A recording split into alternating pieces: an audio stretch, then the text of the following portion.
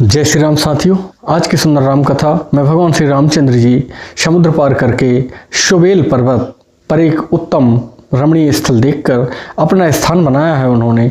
और रावण इस भय की आशंका से जब मंदोदरी ने समझाया तो वह अपने अखाड़े में जाकर नृत्य गान करने लगा है और वो देख रहा है, अपने मन को बहला रहा है। आइए आज की सुंदर कथा से हम जुड़ते हैं।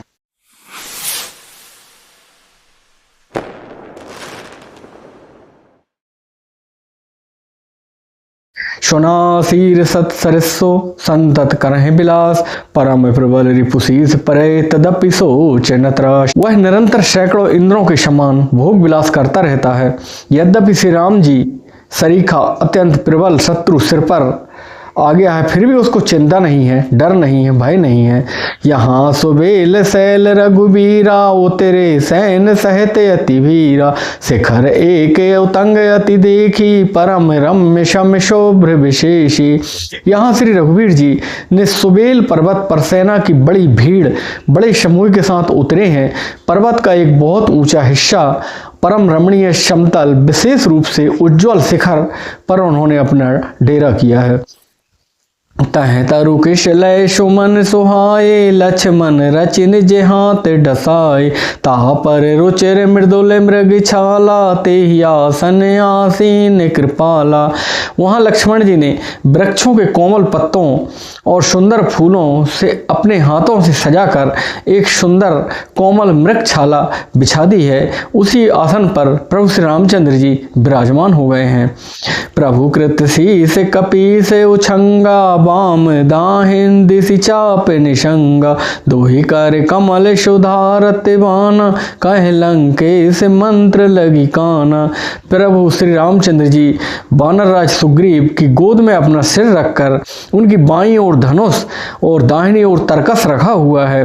वे दोनों ओर कर कमलों से अपने बाण सुधार रहे हैं और विभीषण जी कानों में लगकर कुछ सुंदर सलाह कर रहे हैं। बड़े भागी अंगद हनुमाना चरण कमल चापत विधि नाना प्रभु पाछे लक्ष्मण बीरासन कठिन संग कर बाण शरासन। परम भाग्यशाली अंगद और हनुमान जी प्रभु के चरण दबा रहे हैं और उनके पीछे लक्ष्मण लाल जी वीरासन में बैठे हुए हैं। हाथों में धनुष बाण सुशोभित हो रहा है। यह विधि कृपा रूप गुण धाम राम आसीन धन्य ते नर यही ध्यान जे रहते सदा लयलीन। इस प्रकार कृपा रूप सौंदर्य गुणों के धाम श्री राम जी विराजमान हैं और वे मनुष्य धन्य हैं जो उन प्रभु श्री रामचंद्र जी को सदा अपने ध्यान में धारण करते हैं। पूरब दिशा बिलो के प्रभु देखा उदित मयंक कहते सबहि देखहि ससहि मृगपति सरसे अशंक। पूर्व दिशा की ओर देखकर प्रभु श्री रामचंद्र जी चंद्रमा का उदय हुआ जाना है, तब वे सबसे कहने लगे हैं चंद्रमा तो देखो कैसा सिंह के समान निडर है। पूरब दिशि गिरि गुहा निवासी परम प्रताप तेज बल राशि मत्य नाग तम कुंभ बिदारी शशि केशरी गगन बनचारी। पूर्व दिशा रूपी पर्वत की गुफा में रहने वाले अत्यंत प्रताप तेज और बल की राशि यह चंद्रमा रूपी सिंह अंधकार रूपी मतवाले हाथी के मस्तक को विदीर्ण करके आकाश रूपी वन में निर्भय विचर रहा है।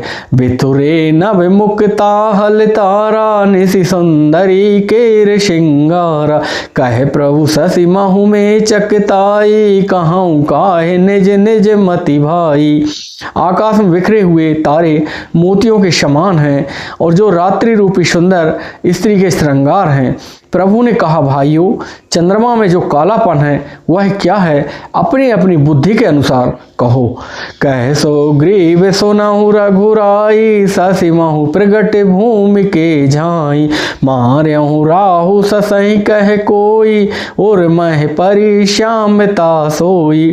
सुग्रीव ने कहा हे रघुनाथ जी, ऐसा लगता है चंद्रमा पर पृथ्वी की काली छाया पड़ रही है, इस कारण से वह श्यामता दिखाई दे रही है। किसी ने कहा कि चंद्रमा को जो राहु ने चोट मारी थी उसी का वह कालापन दिखाई दे रहा है। को कहे जब विधिरति मुख कीना, सारे भाग शशि कर हरि लीना। छिद्र सो प्रगट इंदुर माही, ते ही मग देखहु नभ परिछाही।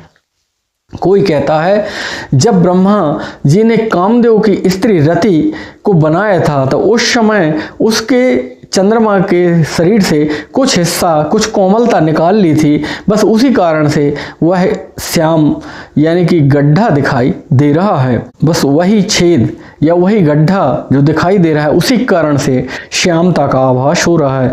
प्रभु कहे गरल बंधु शशि केरा, अति प्रिय निज और दीन बसेरा। बेस संयुत कर निकर पसारी, जारत बिरह बनते नर नारी। प्रभु श्री रामचंद्र जी ने कहा विष चंद्रमा का बहुत प्यारा भाई है, उसी से उसने विष को अपने हृदय में स्थान दे रखा है। विषयुक्त अपने किरण समूहों को फैलाकर वह वियोगी नर और नारियों को जलाता रहता है। कह हनुमंत सुनाओ प्रभु, शशि तुम्हारे प्रिय दास। तब मूरत विधुर बसती, सोई श्यामता आभास। हनुमान जी ने कहा कि हे प्रभु, जो चंद्रमा है वह आपका प्रिय दास है, इस कारण से आपकी मनोहर मूर्ति उसके हृदय में बसती है, इसलिए चंद्रमा में श्यामता दिखाई दे रही है। पवन तनय के बचन सुनी, बहसे राम सुजान। दक्षिण दिशि अवलोक, प्रभु बोले कृपा निधान।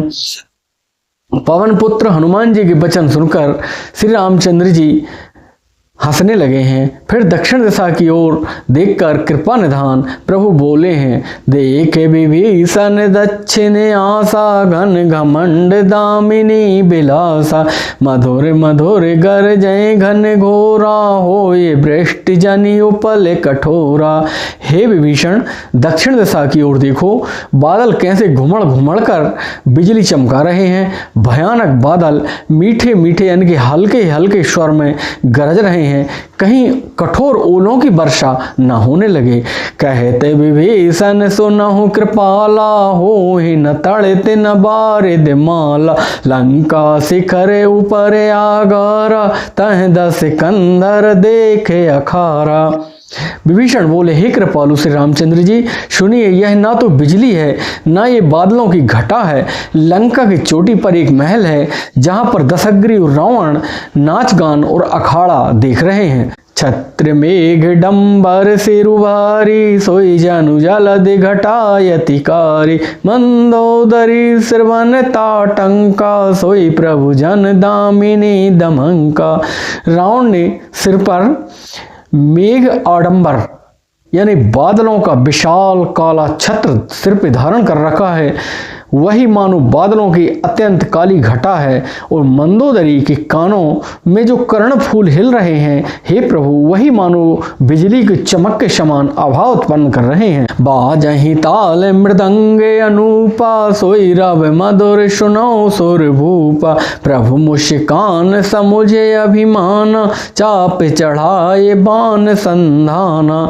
हे देवताओं के सम्राट, सुनिए, अनुपम ताल जो मृदंग बज रहे हैं वही मधुर गर्जन यानी कि ध्वनि रावण का अभिमान समझकर प्रभु मुस्कुराए हैं। उन्होंने धनुष चढ़ाकर उस पर बाण का संधान किया है। छत्र मुकुट ताटंक तबे, हते एक ही बाण। सबके देखत मही परे, मरम न को जान। और एक ही बाण से रावण ने छत्र मुकुट मंदोदरी के कर्णफूल काट के गिरा दिए हैं। देखते देखते वे जमुनी पर आ गिर पड़े हैं। इस भेद को किसी ने नहीं जाना है। अस कौतुक करी राम सरे, प्रवेश आए निशान। रावण सभा ससंग सभे, देखी महारस भंग।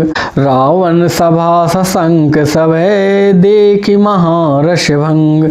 ऐसा चमत्कार करके प्रभु श्री रामचंद्र जी का बाण तरकस में आके फिर घुस गया है और रावण की जो सभा थी वो इस से भयभीत हो गई है कि ये अचानक अशगुन क्यों हो गया है।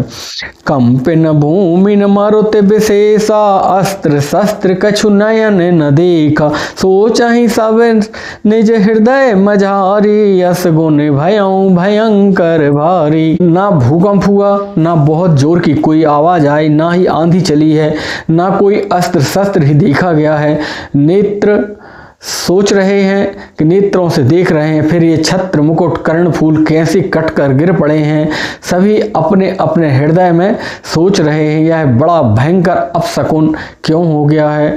दस मुख देखी सभा भय पाई, बेहसी बचन कह जुगति बनाई, से रहे गिरे संतत शोभ जाई, मुकुट परे कस अस गुण ताही। सभा को भयभीत देखकर रावण ने हंसकर युक्ति लगाकर ये वचन कहे हैं कि सिरों का गिरना भी जिसके लिए निरंतर शुभ होता रहा है, उसके लिए मुकुट का गिरना क्या कभी अपशकुन हो सकता है। शयन करऊँ निज निज गृह जाई, गबने भवन सकल सिर नाई, मंदोदरी सोच और बसे हूँ, जब ते श्रवण पूर मैं खसे हूँ। अपने अपने घर जाओ और सब सो जाओ, डरने की कोई बात नहीं है। तब सब लोग सिर नवाकर भयभीत मन से अपने अपने घर को चले गए हैं। जब से कर्णफूल गिरा है तब से मंदोदरी के हृदय में विशेष सोच हो रहा है। सजल नयन कहे जुग कर जोरी, सुनहु प्राण पति बिनती मोरी, कंते राम विरोध परिहरहूँ, जानि मनुज जनि हट मन धरहूँ। नेत्रों में जल भरकर हाथ जोड़कर वह रावण से कहने लगी, हे प्राणनाथ मेरी विनती सुनिए, हे प्रियतम श्री राम जी से विरोध छोड़ दीजिए, उन्हें मनुष्य जानकर मन में हट ना पकड़े रखिए। विश्वरूप रघुवंश मणि, करहूँ वचन विश्वास, लोक कल्पना भेद करे, अंग अंग प्रतिजास। मेरे इन वचनों पर आप विश्वास कीजिए, क्योंकि भगवान श्री रामचंद्र जी रघुकुल के शिरोमणि श्री रामचंद्र जी इस विश्वरूप हैं। वो यह सारा विश्व उन्हीं का रूप है। वेद जिनके अंग अंग में लोकों की कल्पना करते हैं, ये प्रभु श्री राम वही हैं। पद पाताल शीस अज धामा, अपर लोक अंग अंग विश्रामा, भृकुटि बिलास भयंकर काला, नयन दिवाकर कच घन माला। पाताल जिन विश्वरूप भगवान के चरण हैं, ब्रह्मलोक सिर है और अन्य बीच के सब लोकों का विश्राम यानी कि स्थिति, जिनके अन्य भिन्न भिन्न अंगों पर वो भयंकर काल जिनका भ्रिकुटी संचालन मात्र है, भौं के चलने से काल चलता है। सूर्य नेत्र हैं, वो बादलों का समूह, बादलों का जो समूह है वह बाल हैं। जा शुघ्रान अश्वनी कुमारा, निशयरु दिविश निमेष अपारा, श्रवण दिशा दस वेद बखानी, मारुत श्वास निगम निज बानी। अश्वनी कुमार जिनकी नासिका है, रात और दिन जिनके अपार यानी कि निमेष, पलक मारना खोलना, पलकों का झपकना दिन और रात के समान है। दसों दिशाएं जिनके कान हैं, वेद ऐसा कहते हैं वायु श्वास है, और वेद जिनकी अपनी वाणी है वो प्रभु श्री रामचंद्र जी हैं। अधर लोभ जम दशन कराला, माया हाश बाहु दिगपाला, आनन अनल अम्बुपति जीहा, उत्पत्ति पालन प्रलय समीहा। लोभ जिनका होंठ है यानी कि निचला अधर है, यमराज भयानक दांत हैं, माया हंसी है जिनकी, दिक्पाल जिनकी भुजाएं हैं, और अग्नि जिनका मुख है, वरुण जीव है, उत्पत्ति प्रलय जिनकी चेष्टा है। ऐसे प्रभु श्री रामचंद्र जी से आप बैर न। रोम राज अष्टादश भारा, अस्थि शैल सरिता नस जारा, उधर उधा दियद गो जातना, जग में प्रभु को बहु कल्पना। 18 प्रकार की असंख्य वनस्पतियां ही जिनकी शरीर की रोमावली है, पर्वत अस्थियां हैं, और नदियां जो हैं वो नशों के समान हैं, धमनी के उनके जाल हैं, समुद्र जो है पेट है उनका, और नरक नीचे की सारी इंद्रियां हैं। ऐसे परमात्मा राम अहंकार शिव बुद्धि अजय मन शशि चैत्य महान मनुज बास सचराचरे रूप राम भगवान। शिव जिनका अहंकार है, ब्रह्मा बुद्धि है, चंद्रमा मन है और महान विष्णु ही जिनके चित्त हैं, उन चराचर रूप भगवान श्री राम जी, उन्हीं सचराचर रूप श्री राम जी ने मनुष्य रूप में निवास किया है।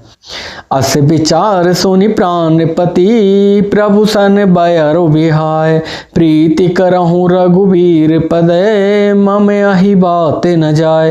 हे प्राणपति सुनिए, ऐसा विचार कर प्रभु से बैर छोड़ दीजिए, श्री रघुवीर जी के चरणों में प्रेम कीजिए जिससे मेरा सुहाग बना रहे। इस प्रकार से मंदोदरी ने विभिन्न प्रकार से समझाया है और प्रार्थना की है। आज की सुंदर राम कथा यहीं तक। आज आपसे लेता हूँ विदा। जय जय श्री राम।